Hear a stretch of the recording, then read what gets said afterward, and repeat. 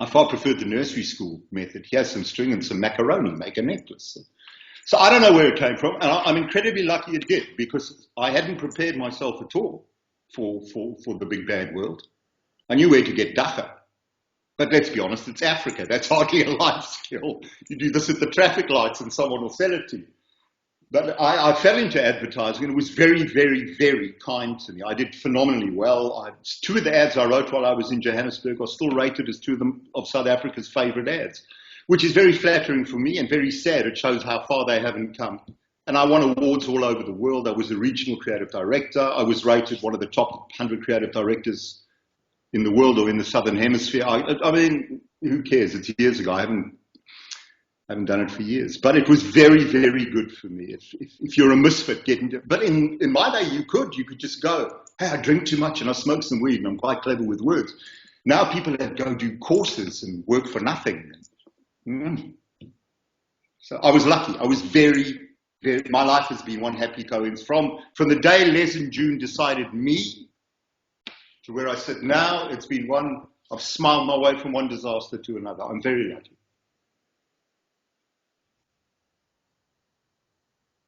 June passed away. Naomi was killed in a car accident in 1983. I was living in Cape Town. Naomi was my sister, also adopted. Younger than me, 3 years younger than me. So she was 20 and she was killed in a car accident.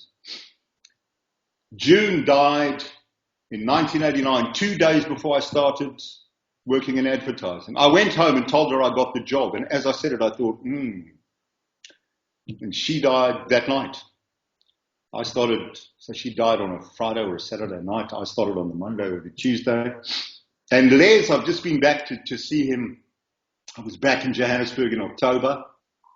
Man, have you been to Joburg lately? Don't go, brother.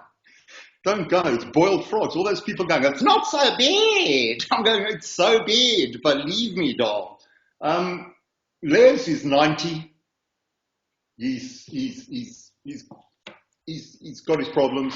His memory's gone completely, but he's surrounded by very kind and loving people who are very, very good to him, and he's comfortable, which is more than a lot of people in this world can say. But look, the upside is he doesn't know he's living in Johannesburg, so every cloud does have a silver line. I couldn't believe how bad Joburg was for me, and I mean there are going to be millions of people who go to Joburg all the time and go, I couldn't believe it.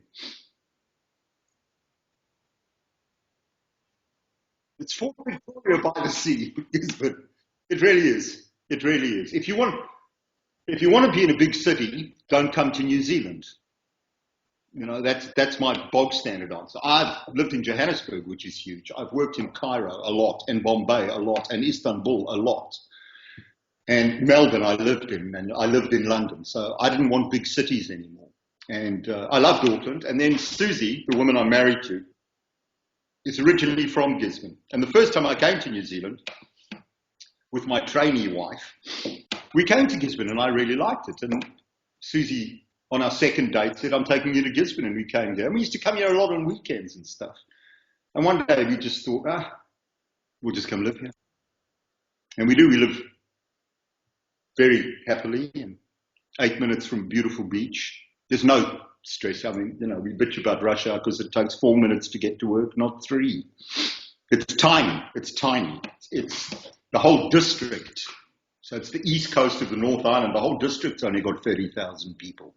I think half of them don't work. The biggest industry unofficially is dacha.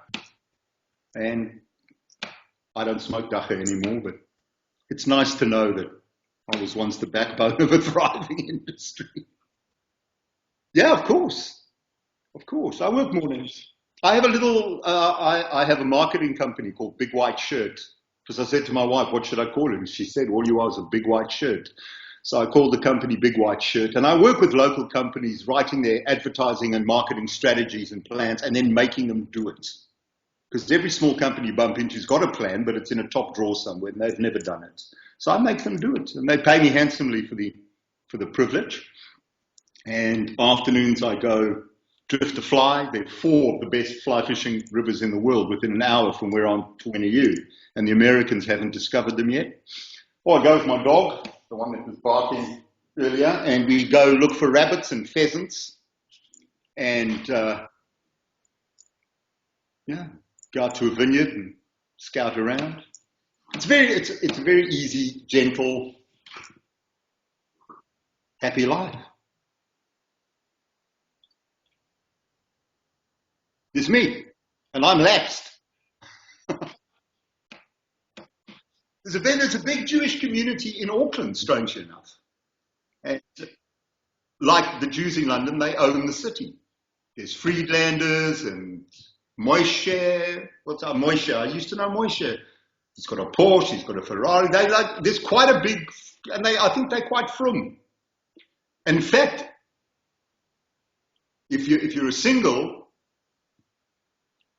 Jewish man with no baggage, they make it quite easy to get into New Zealand because they're looking for new blood, before people start getting ears in their foreheads and all that deliverance stuff starts happening. So, but in Gisborne, no, there's me, there's a Derek Solomon, but who knows? And then, I don't know. There are no Maoris here with Jewish surnames, like the Zlatners, who suddenly who played fullback for, one of Simon's lost seeds from Kimberley.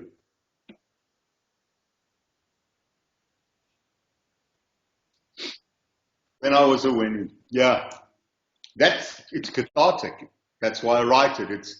It's a story of a boy who misses his mother, and I jokingly, I always say to people, I'm a river to my people. I don't do it for them. The success of it surprises me. I mean, 225,000 people have gone and read the thing. I'm like, fuck, man, haven't you got anything better to do? You put a beat there if you like, but, and yet I've had, old women write to me. They don't post me their brookies, thank God, but they write to me going, it's the way we spoke. There's many women you can go, oh, we never spoke like that.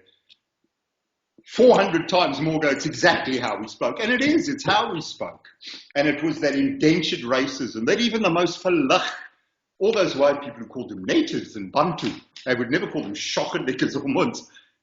Just as bad. And I hear a song or something happens, and I just remember this. And my mother would have said, you couldn't remember your homework, and you remember the shit. Jesus, bloody Christ. It was bloody, she always bit. Bloody Christ. And Hessie would nod. And Rhoda would tisk, even if she was at her house in Avondale. So I started when I was a Wenwe for fun. And suddenly 4,000 people read it one night. And it just did all of that. And I don't do it I'm running out of stories, man. Like the 80s are a blur, and I left.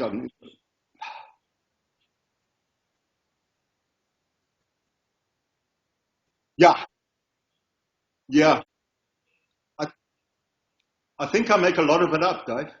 It's just I make it up plausibly. I remember those things because they're in me. When I tell you that Joyce Cole makes a great Cornish pasty, I'm not making that up. I can taste it. And when Clarette Aladev gave us marzipan, which she always called masapan, still warm. Oh, dude, it was unbelievable. And, all of that. So I just remember all that. I remember Dan Jarvitz's mother singing, Once Upon a Time, there was a tavern. She used to sing, she belted out. Paula, who we always called Olga because she was one of the boys, so she got a nickname too. And I don't know where it comes from. Robert Turtledove's got every bit as good a memory as me because occasionally I get little corrections and amends, and poetic license, bro, give me a break. So when I was a Wenwe's coming to an end because I'm out of stories, and there are times when I find it quite traumatic. It's on the other hand, people have come through Gisborne to meet me because of that. Judy Hawkins came from Australia with her husband, Salkind. She was, Colin Bland Avenue, behind the Coles. Yeah, beautiful woman. She came with her husband, Tim. He's been in Australia so long, he talks about, his name is now Tim, and he lives in Sydney. And we had dinner together, and then this Meshuggah got hold of me one day, and he said, I'm coming fly fishing, and I met him, and he brought me a bottle of scotch, and then another oak phoned me up, and he's got to buy me lunch, and I went through a potaki, and I met another woman who used to do this. So there's not just the Jewish diaspora out there, is the thing that I've kind of discovered. There's, you know, when you're a Jewish Rhodesian, you live in two diasporas if you don't live in Israel.